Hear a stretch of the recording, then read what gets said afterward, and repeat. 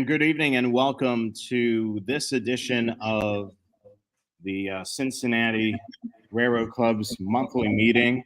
We go live down to the Newsreel Theater to Chris Mayhew. Good evening, Chris. Good evening, Jonathan. We've got a great show for you tonight on Chesapeake and Ohio's Cheviot Hill, which lasted up until July of 16th of 1978 in operations.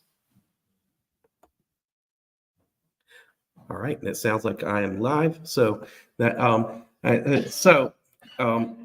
everyone in the in-person audience and for our online audience for coming and watching this later. I was driving down Queen City on the way to get here, as I live in Westwood, and I heard the song "Don't You Forget About Me," and that song came out in 1985, but it seems kind of fitting that I always hear when the topic of the Cheviot Hill comes up of that, well, everybody's forgotten about it. And it's been nearly 50 years, but we haven't forgotten about it. And thanks to photographer Don Patrick and Otis Flinchpaw Jr. and others, many others, it was documented, and now we can bring some of it to you. And I'm Chris Mayhew. Glad to lead the way. There's no deep dive history lesson. That's Mike Brestol's presentation, but it was founded as the Chicago, Cincinnati, and Louisville Railroad. Later, the C&O took it over and purchased it out of bankruptcy. So it was opened around 1904 and then out of bankruptcy some years later. But there's a brief little timetable. It shows you that Cheviot Hill is only 4.1 miles of railroad, but it had a dozen trestles or bridges, 12. It had also a 1.91% grade. So trains required pushers, helpers, and lots of power up front. So our first photographer, Don Patrick, those are both photos of Don with his pork pie hat, and he was a teacher at Elder and other places, and he documented the Cheviot Hill very well, along with many other things, and we're thankful to be the caretakers of his collection. There was also a lot of all the black and white photos, I should say, except for one, is come from club member who is the late Otis Flinchpaw, and he also documented quite well. And Odie loved the C&O, but he worked for New York Central, Penn Central, and Conrail. And so there he is in his office in Conrail years. So this is to try and help everybody out. You have where was Cheviot Hill? So we're right here down at Union Terminal right now. The black line represents it lifting up from Liberty Street, crossing the Mill Creek to the west, following along essentially Westwood and Queen City Avenue to a point, crossing over Grand Avenue, Quebec Avenue, Sunset Avenue, a few others along the way, Big Bend around the Jewish cemetery, and then ending at didn't end there, but the Cheviot Yard was up, and there's a shopping center there today. There's another presentation I think we'll end up doing, which is a now and then, but this is just a then. So we're starting at the bottom of the hill, Liberty Street. And so you probably don't have to ask about the dates of most of these, so you can focus on the photos. You can see the yard office there, C&O Herald, and you can see this train up on the bridge lifting to the left. That's the CUT freight connection. There's that same train. As I said, every train needed a helper. They got 2 motors up front and 1 in the back. And that's not that many loaded coal cars.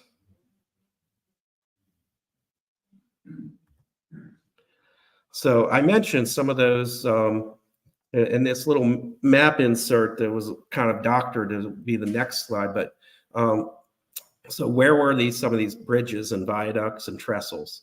So the CUT connections, there was both a passenger and a freight.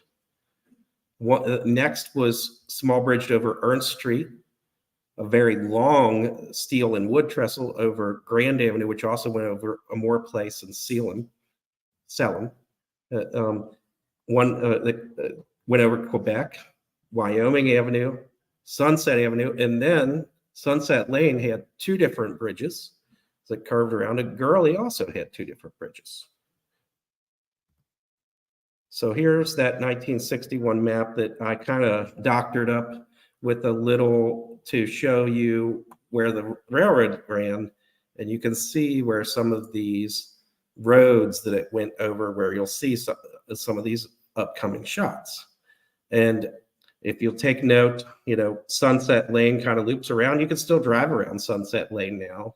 It's right up by the Dunham Recreational Complex. And Gurley, you can still take there, but you won't find many traces of this line left, but a few hard to find concrete abutments. So first, this is a club photo. This is from the CUT Progress Collection photos, and this shows the original wood trestle lifting over the Mill Creek. And so you're obviously looking towards downtown. Union Terminal, when it was built, would have been off to your right. But not yet built. That's right. So much later, and CUT is built, and you can see the passenger connection with that bridge, and you can see Southern Railway train going underneath. And you could also see remnants of the Cincinnati Union Terminal complex off to your left, the coach yard, and then also you can see the terminal itself. And so, Jonathan, we're seeing you now. Okay. All right. The planetarium would be in the upper, that's Tower A in the left hand, but yes, under the dome, the rotunda. So this is same day. And so another view of it, and to the right is to the west, obviously, and then so you've got those Southern Railway trains underneath with some brand new automobiles. And that's pre-Queensgate. So now you're on that passenger connection, and you can see the freight connection off to your left, just slightly. So you're headed west. Now this is a different angle because May of 1976, the passenger connection is gone, giving a clearer view of the freight connection.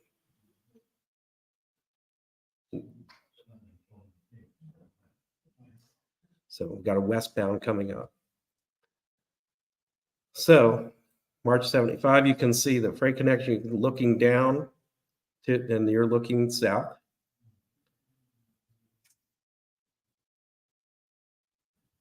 So if you want to know what it looked like to take a train down that's what it looked like. I find this a strange photo because it seems the tree branch has fallen, if you notice that. But I didn't doctor it out because that's what the negative has on it. And this is looking from the west, you're looking east towards downtown.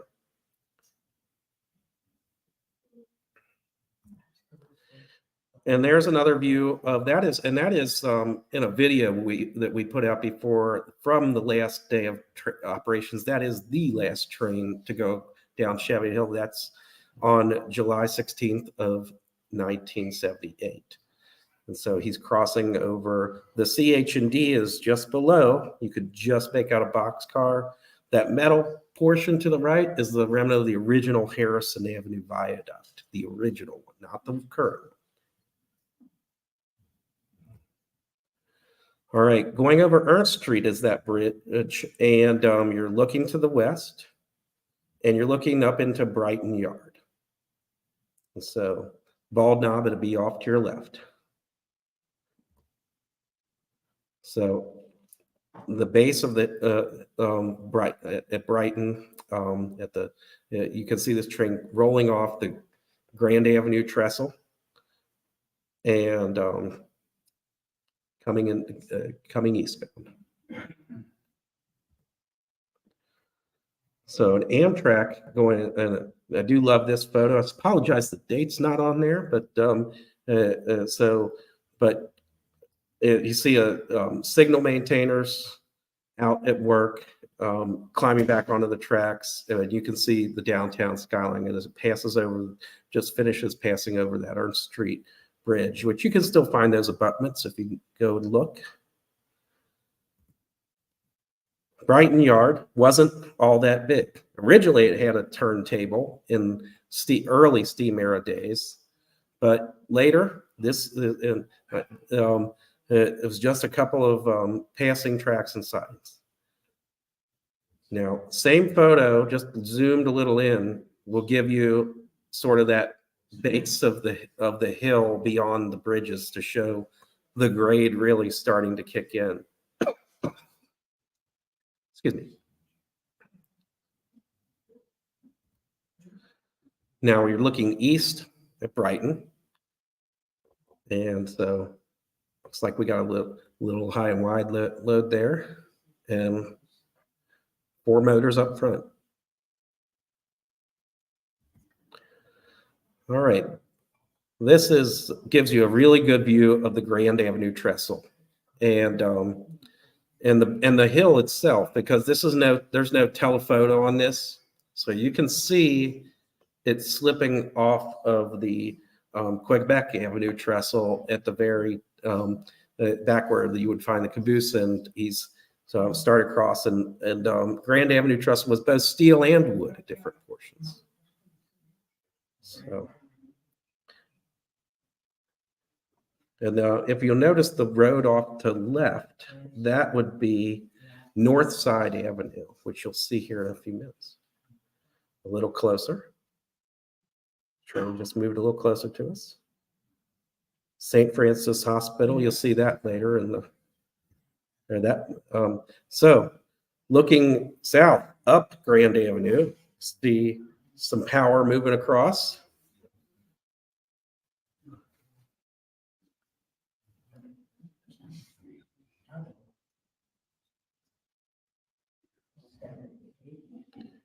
And then the kids are standing on the sidewalk on Selim Avenue, and a more place would be right where the train has just passed, where that house in the background is. You can see both of those houses still today if you know where to look.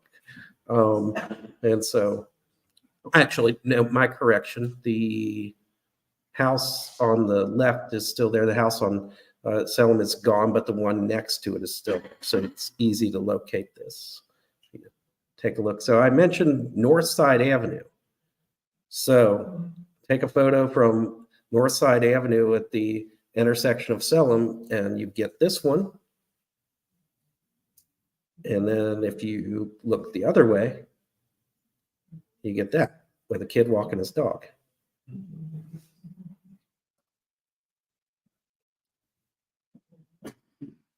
That house is still there today. All right. This is the last day of operations but it's really good photo that is not a telephoto. It shows just how steep that was. So he is coming down. Essentially, many called it Cincinnati's own mountain railroad, and that really shows that.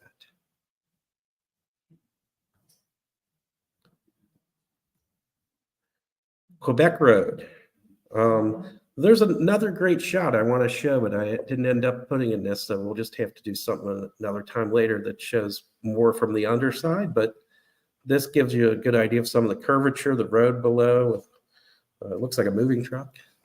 And so,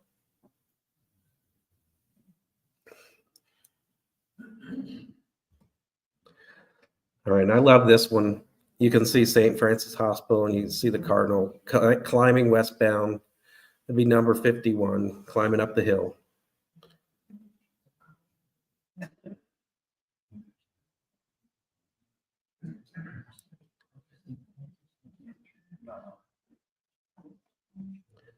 All right, Wyoming Avenue trestle. And notice that that is really, kind of built way further onto the hillside, which I find to be interesting engineering to maintain that grade. And so 1969, he's coming down the hill.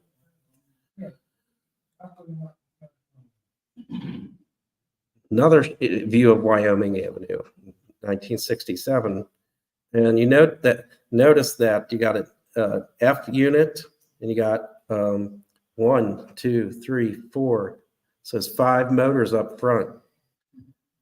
I don't have the number of cars on this train, but then let's see the pushers next shot. 3 pushers, 2 cabooses. 1.91% grade, you needed some motive power.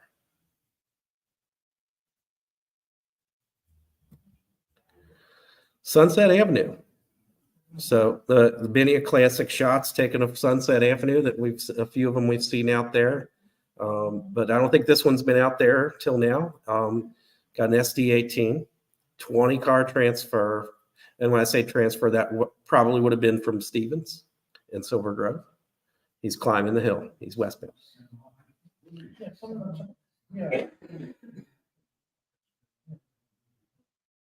So Sunset Avenue again from up top, the lesser seen view that you always get the up above view. So I give Mr. Patrick credit. He during the summers and spring break and any other time he could get there, he climbed the hills to document this. 1976, we got Amtrak climbing the hill.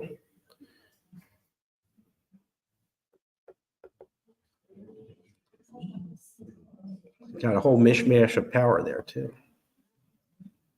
An E unit, FP40, or the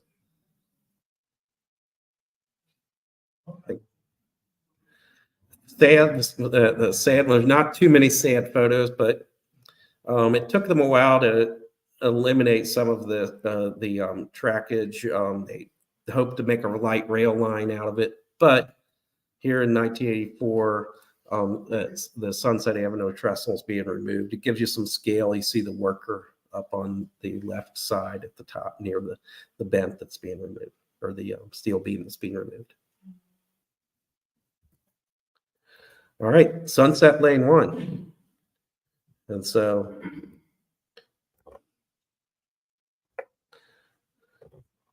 nice above shot. Obviously another rail fan. There's a few rail fan shots that I didn't include in this presentation that we'll have to get in there next time, but I know Mike Weber's in a few of those shots.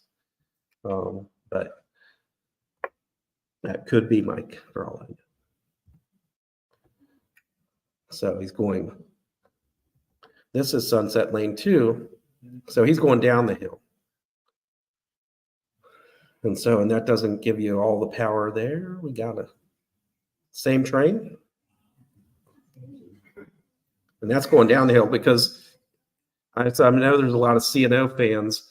Climbing the hill to get to Cheviot Yard was took some power as well. Another angle of Sunset 2.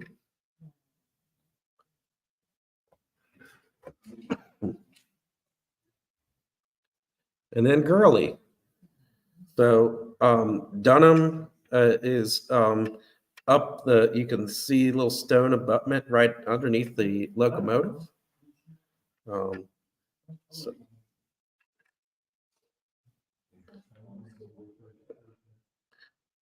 All right. And then Here he is charging across on the left, on the vertical. You see he's westbound. He's charging over that bridge we just saw. You're just up above. But you don't get a lot of, at least not from Don that I saw, too many photos of the second Gurley bridge, which wasn't a big bridge, but you can see it through the foliage. Same train going away shot with the road dipping underneath.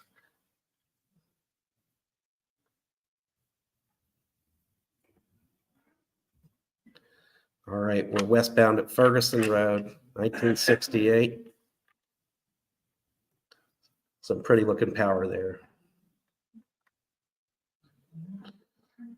Always a lot of verticals of that angle, so I like to show a horizontal.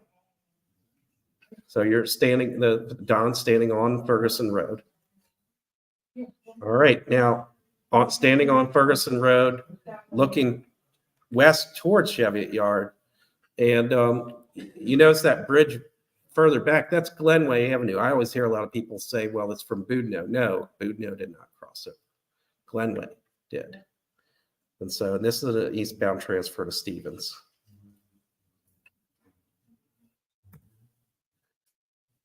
Another vertical for Ferguson is a popular spot where the signal took a, I understand Mike Brestel said maybe somebody's target practice one time.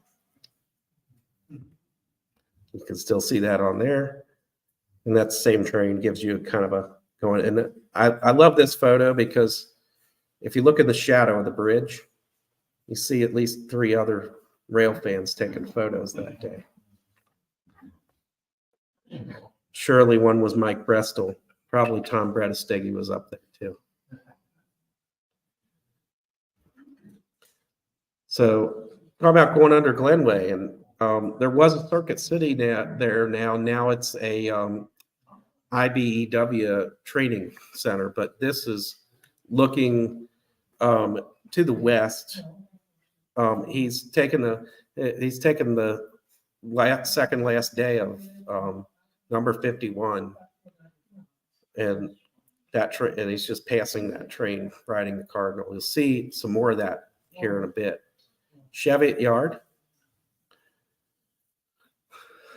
Otis Flinchpaw. Whoa, I'm sorry. We'll back this up just a second. All right. So you see remains of the roundhouse, the backside. It's kind of a lesser seen view. Then we have somebody out riding the front, and you got the old water column, and you got a steam locomotive tender off to the right, which would not be uncommon to have those used for water needs. And that's going under Glenway. All right, you see the coaling tower, and the yard office is off to the right.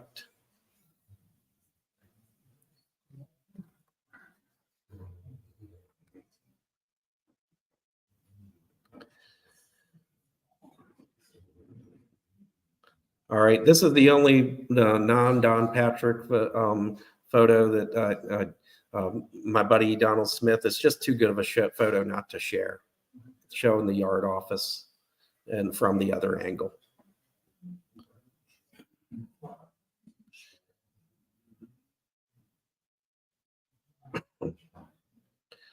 This is the last day photo. So that would be the second to last train that's lining up.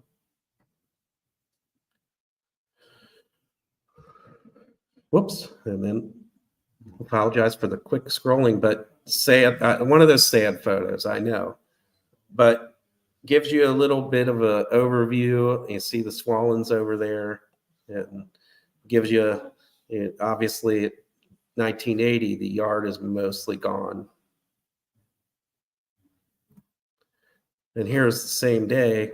And I kind of like this because, you're like, well, where is this? And if you see Glenway Avenue over there to your right, Skyline Chili, that I just heard somebody say in the audience, that would be there. The Starbucks wouldn't be further, much further down, but that would orient you to where you are and what you're looking at here. All gone. Rail train picking up rail going over Glenway Avenue. You see Western Bowl. So yeah, this bridge is all gone. Everything's gone.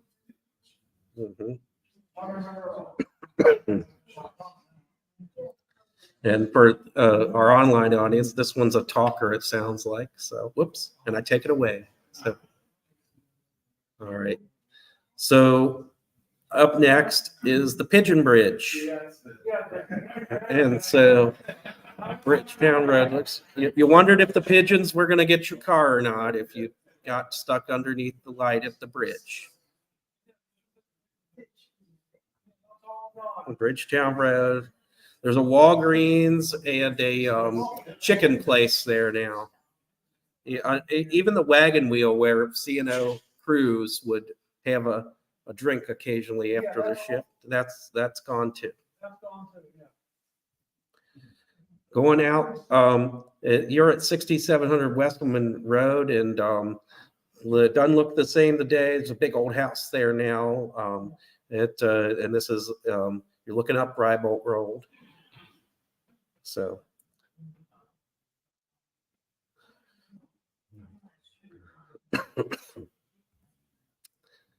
And I do love this photo from Otis Flinchpaw. I didn't put his credit line on there, so good that I say his name, but he's standing on I-74 and looking down on Westman Road. And so very nice, unique angle. It's looking north. So I hear eastbound. Yes. And so Yeah. yeah. All the way out to Fernald Station, this is where the trackage starts. You can still find under the Indiana Eastern trains that will run to a plant at Fernald. But this is what it looked like then. And here's another view of what, well, maybe I spoke too soon. I don't know where this photo is located. I suspect it's on the hill, but I just love having that crew, looks like a crew member, riding out front. So unfortunately, some of Don's slides this one wasn't labeled beyond the date. So we can always take guesses. We're back to Fernald, and the operator's giving a wave. New Haven Road, yes. Yeah, the silo. Jim Corbis right. The silo is now an apartment house,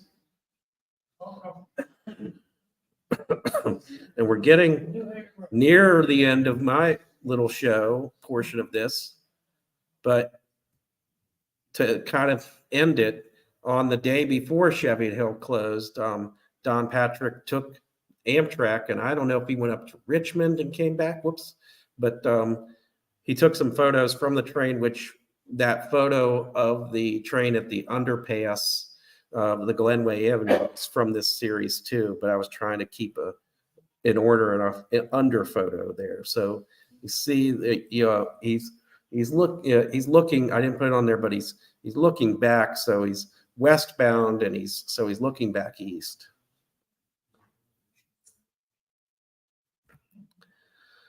Whoops, I'm going. So we're at Westman Road, and so 74 you see there.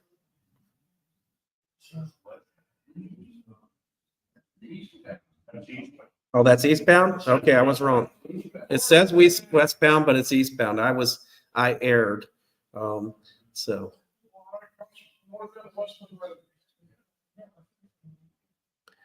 And then this one, I'm not sure. Westbound.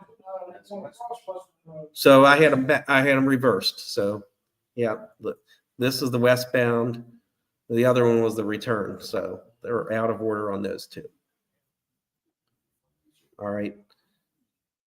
So we're looking, got two different bridges here. You got Quebec Road at right and Wyoming Avenue at left. You got it. That's obviously. Quebec on the left. Yeah, Quebec's on the, I said right, but it's Quebec's on the left and Wyoming's on the right. I did mix it up. So.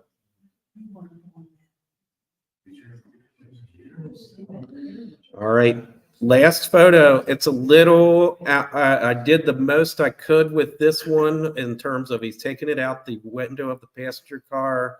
It was a bit way underexposed, but it gives a good view of what it looks like to ride a train on into the terminal and so down that connection. And that is everything that I have for this time. And we'll want to go on to Father Hill.